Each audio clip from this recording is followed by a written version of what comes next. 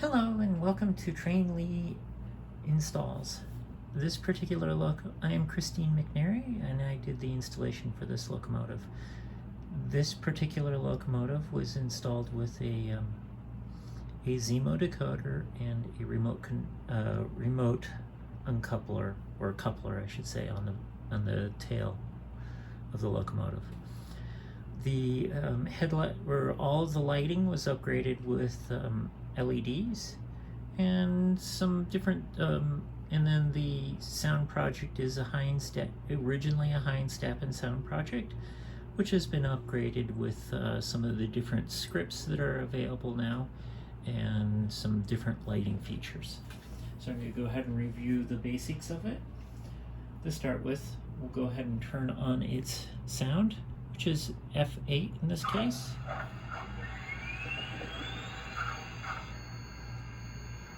And then as I walk through it, so all the lights come on with F0 as standard. And you'll notice on this particular locomotive it has some different, it has had the marker lights added. The customer will upgrade those to different little marker lights that they're working with. Those are just little Pico LEDs, and they're on some very stiff little microfine wire. The headlights have a custom LED using a SMD LED with some wires added to it, so it's plugged into the original socket. Also, the cab has an LED in it. The same type of LED is used in the lights. So, of course, F1 I've kept with the standard bell. F2 is the short whistle.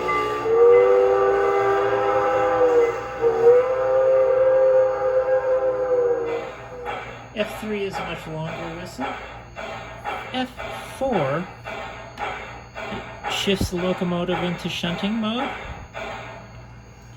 And what happens in shunting mode is that the rear light comes on, as well as the headlight, only when the lights are on. And it disables the momentum controls on the locomotive, allowing you to just run the locomotive with no delay in the start. So I turned off shunting mode briefly. That's ideal for if you're literally shunting cars around or uncoupling and so on. Now F5 is kind of fun. I don't know. Let's see.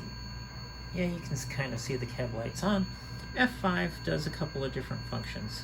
F5 allows you to turn off the cab light when the headlights are on, or when you turn off the headlights, which I've just done, you can press F5 and it turns on the cab light independently.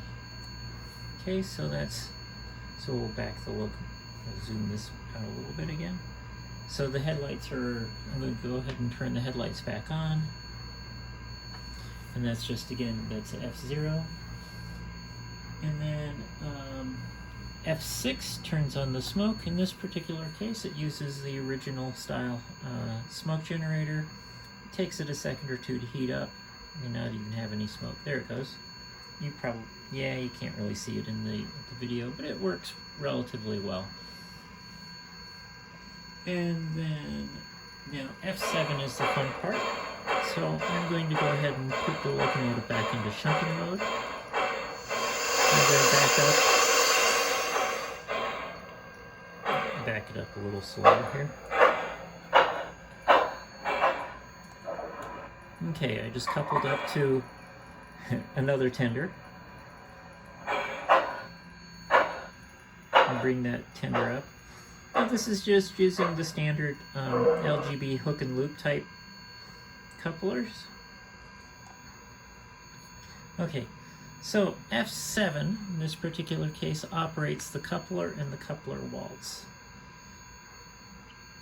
So I am in forward, so what I'm going to do is the coupler waltz opens up the coupler, and then it pushes the car back away from itself, then it pulls forward. So I'll go ahead and that is F7. Now this is an automatic feature that it uncouples like that. And then once it's done uncoupling, you'll want to release the coupler. Or let me see if we can show you here. Yeah, not really. I'll come back to that. And then, let's see. The next one is a kind of a fun, the next one, F8, turns on and off the sounds, or operation sounds. And then F9 is kind of fun. That's one of the newer scripts. So in normal operation, you back up forward, it's quiet. Now when I go ahead and turn on the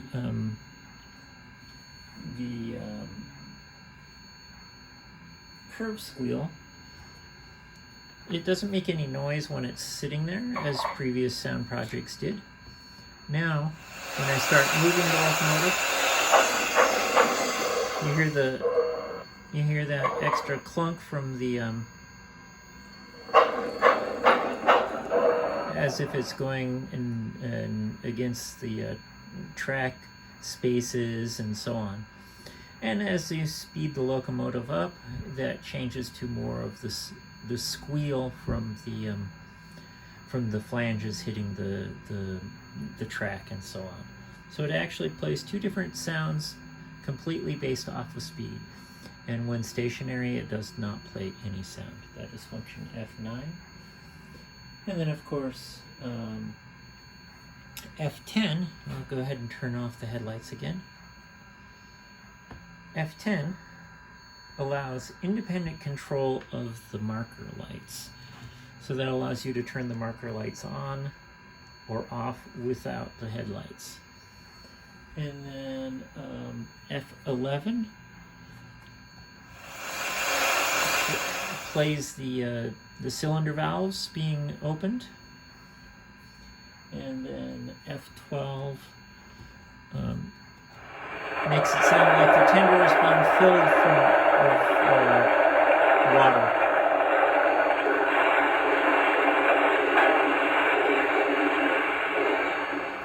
F13 is an air pump, 14 is the injector, F15 is a burner, F16 is a safety valve.